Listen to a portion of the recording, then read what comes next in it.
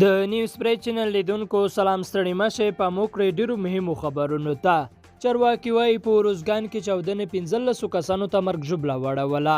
د وروزګان ولایت په مرکز ترینکوټ کې 14 دوه ملکیان وژلي او 14 کسان یې ټپیان کړي دي. د وروزګان ولایت مقام په ویلامیا کې ویلي چې په یوه موټرسایکل کې د ځای پر ځای شوي بام د 14 په نتیجه کې د مرګ ژوبله اوښتې ده. د اعلامیې له مخې په ټپیانو کې 3 پولیس هم شامل دي.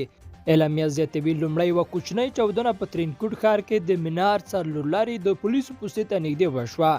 کله چې خلک ورټول شول نو سمدستي د موټرسایکل بام چاودنه وشوه. بلخوا ملي امنیت شورا وایي طالبانو د سولې خبرې پرې ایښي او په سفر وتلي.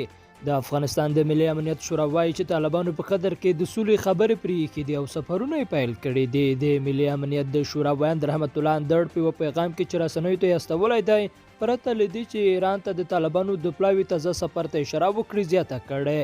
د دې معنا دا ده چې طالبان مذاکرات او اصولو ته ژمن نه دي. دوی ته د جګړې اوږدېدل او د افغانانو د وژلو دوام هیڅ ارزښت نه لري. سره له دې چې تر اوسه امریکا د دوحې هوکړه لیک نه دی ارزولی، خو داسې ښکاري چې طالبان وار له مخه له پایلو ویریږي، سفرونو ته یې مخه کړې ده.